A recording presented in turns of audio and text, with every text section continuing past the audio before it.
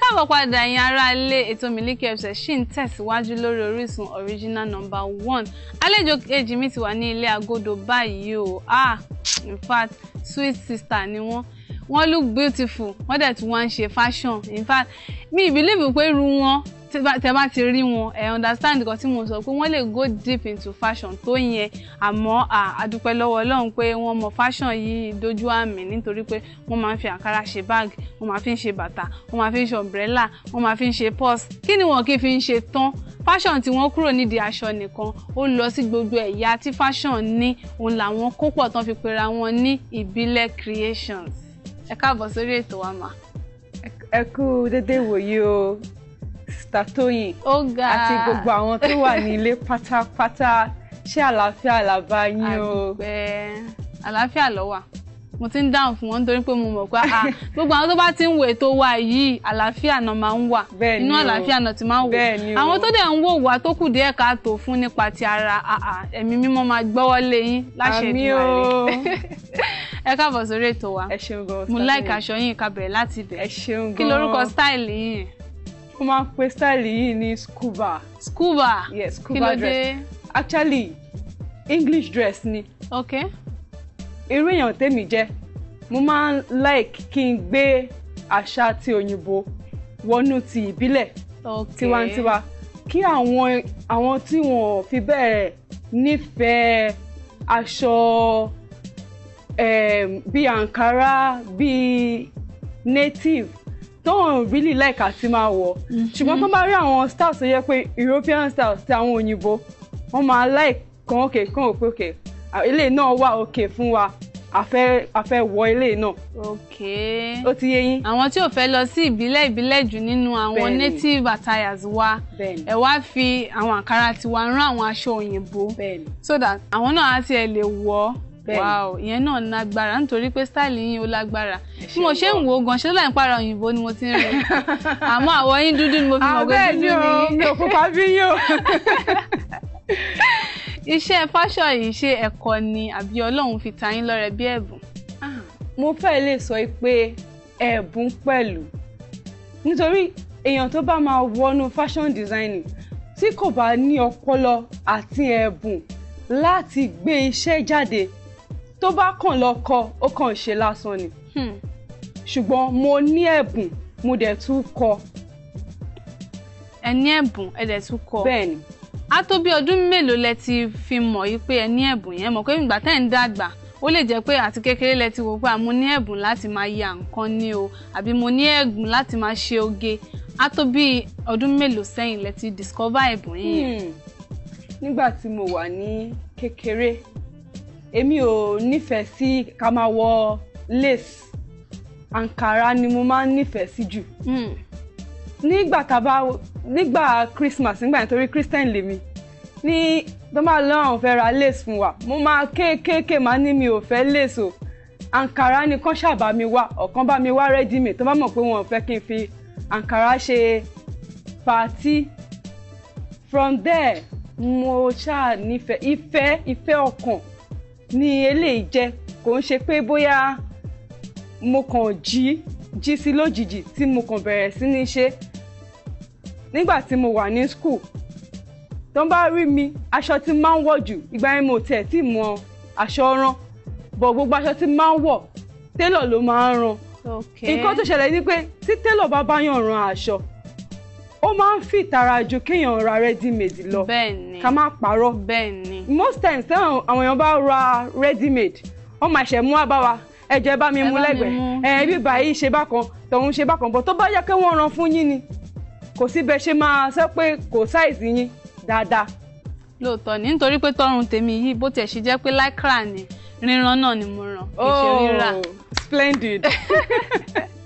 So ló já sí pé kò sí material tẹ́yìn tailor lè gbé kalẹ̀. Bẹ́ẹ̀ni o, kò sí o. Nǹkan tẹ̀dẹ̀ kà sílẹ̀ yìí fún mi, ó jẹ́ ẹ̀ ń try láti sọ fún mi wípé kì í ṣe pé kakọ̀ bọ́ sí di machine ká tẹ machine nìkan ló ń jẹ́ fashion. Ẹ gbọ́dọ̀ wà creative pẹ̀lú ẹ̀. Ẹ gbọ́dọ̀ mọ̀ pé wípé òkè o, tí àwọn gbogbo ayé bá ń rán aṣọ báyìí, èmi ò ṣe rán báyìí láti fi yàtọ̀ sáwọn tó kù, àbí? Gẹ́gẹ́ bí ọ̀rọ̀ tẹ́ ṣẹ̀ṣẹ̀ sọ tán yìí, mo máa ń pè nǹkan kan ní èṣíkí wear. Èṣíkí wear ni dàńṣíkí tiwa. Okay. Ayé àtijọ́ nígbà tí mo máa modernize dànsíkí wear mo sọ ní èṣíkí yẹn nísìn tẹ́ bá ráwọn èèyàn tó ń wọ̀ tí ayé àtijọ́ ó máa ń ní àpò méjì níbí báyìí. bẹ́ẹ̀ni. tí bá máa rán èṣíkí wear nísìn mo máa di pa ni àpò ṣòkòtò nìkan ni ó wà nísìn dẹ̀rẹ̀ mo máa rán débi pé èèyàn lè fi wọ gown amóye kankan àwọn bẹ́yẹn náà tó yẹ pé tá a bá máa gbé jáde tán ẹ lè má tiẹ̀ mọ̀ pé aṣọ tiwantiwa lẹ̀ ń wọ̀. ó máa dàbẹ́ pé aṣọ wọn lókè òkun ó ti yé yín. à ń wọ̀. irú dànsíkí yẹn ń ṣe àwọn obìnrin tiẹ̀ tí wọ́n á ń wọ ọjọ́kùnrin lọ báyìí tẹ́ bá lọ patí obìnrin ló máa wọ dànsíkí máa wò pé bọ́lá ayé wá ń yí lọ báyìí nítorí ọlọ́pìn ayé mà ti dé àǹtí mi àbí kí lẹ rò nígbà tó jẹ́ pé gbogbo nǹkan tọkùnrin lóbìnrin tiẹ̀ wá fẹ́ máa lò báyìí ó dẹ̀ fàyín ká má parọ́ àwọn míì gan wọ́n á tún gẹ fìlà sí èmi gan retí ọjọ́ tí máa fi tèmi ṣètò ni mo ti ra fìlà mi kí n rán lókù. orú àwọn báyìí sí ní ìbílẹ̀ creations a máa ń ran agbádá fún obìnrin tó dẹ̀ máa fit ẹ̀ agbádá gidi tó máa dábòlẹ̀ pẹ̀lú fìlà a máa ń rán fìlà a máa ń rán aṣọ ọkùnrin a máa ń rán aṣọ obìnrin tẹ́ pé tí obìnrin bá wọ aṣọ wa àánú ẹ̀yin gan ẹ rí i pé this is creativity not just pé èèyàn kàn jókòó síwájú machine ó kàn gbé aṣọ sílẹ̀ ẹ wo aṣọ tí mo wọ̀ yín sìn tí ẹ bá pe télọ̀ mi pé kó tún aṣọ yìí rán télọ̀ tí ò bá ní ọpọlọ tí kò bá ní ìmọ̀ láti lo ọpọlọ kò lè gbé jáde. tó já sí wípé professionals nìkan ló lè get ẹ dáadáa. àṣírí ìkọ̀kọ̀ wà pẹ̀lú àwọn tó mọ iṣẹ́ yìí dáadáa. àṣírí ìkọ̀kọ̀ tó já sí pẹ̀lú mi máa ran bá máa dàbí ìgbà tẹ́yẹ fẹ́ fóònù. bẹ́ẹ̀ ni o. ó ti yé mi òun làṣírí tó wà níbẹ̀ àṣírí yẹn ṣẹ́yìn wá lè bẹ̀ fún wa lórí ètò.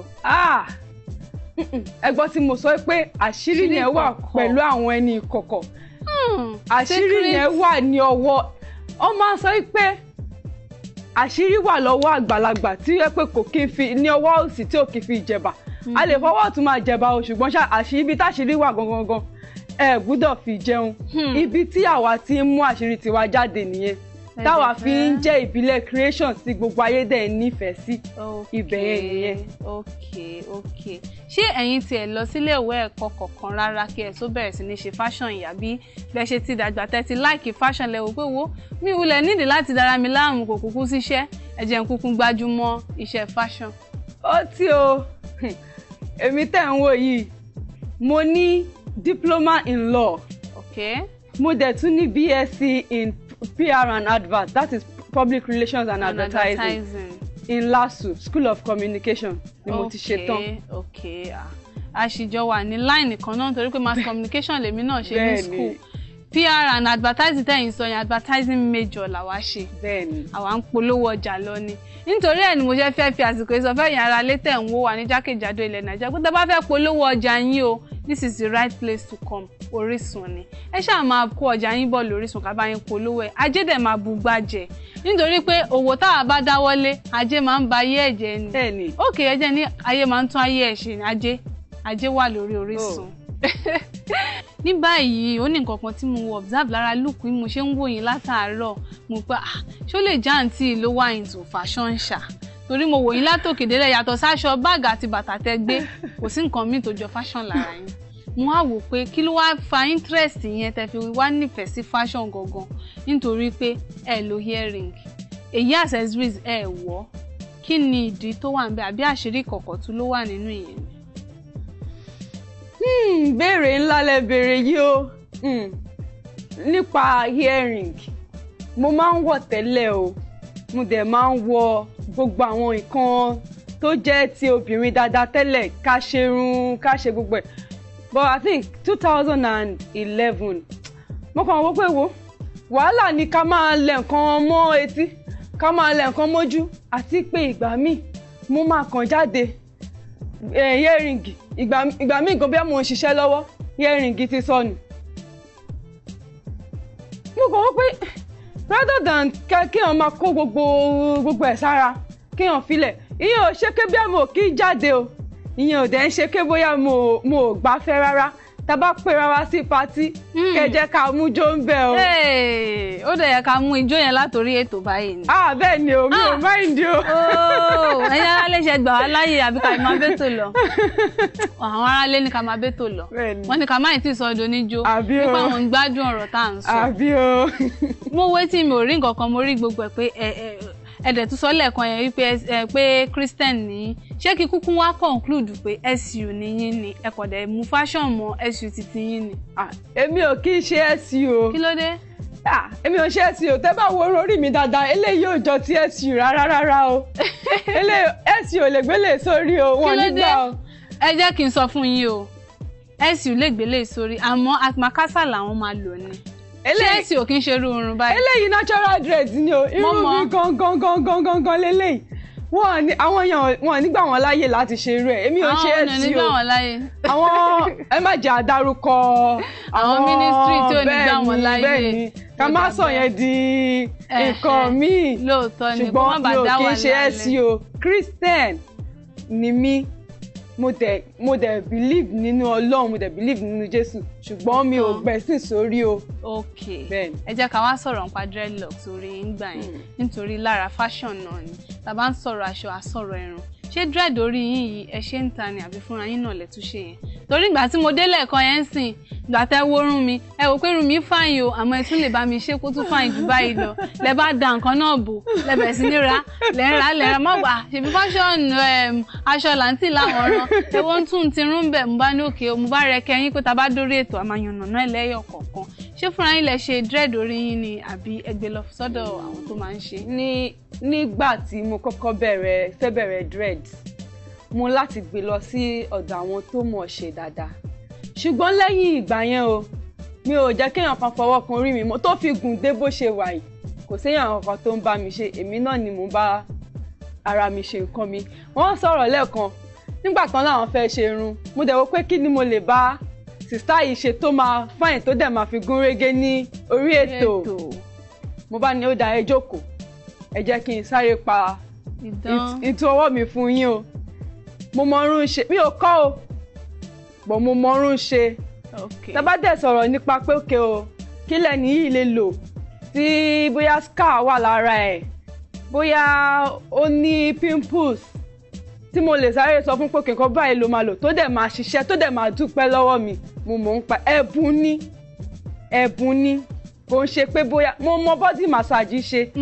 Mi ò fi ṣiṣẹ́ o, aṣọ ríran, bàtà, bangles, bow tie, àwọn nǹkan tí mo ń ṣe nìyẹn. Bọ̀ṣẹ́ rí irun mi ò fi ṣiṣẹ́ ṣe, àwọn eléyìí tí mo fi ṣiṣẹ́ ṣe ni mo ti dárúkọ yẹn. But ẹ̀bùn, I call something inbuilt. Abínibí yàtọ̀ sí ability.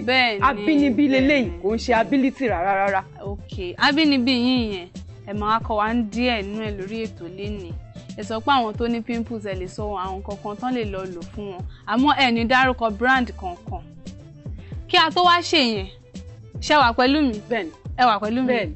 Ẹ̀yin aráalé, ẹ ká dókè lọ́hùn. Tá bá padà dé ètò Miliki Express tí ọjọ́ Thursday ó sì ń tẹ̀síwájú nítorí pé a ní ọ̀pọ̀lọpọ̀ nǹkan tí a fẹ́ sọ lórí ètò lénìí àti ìlọ àṣìǹpadàbọ̀.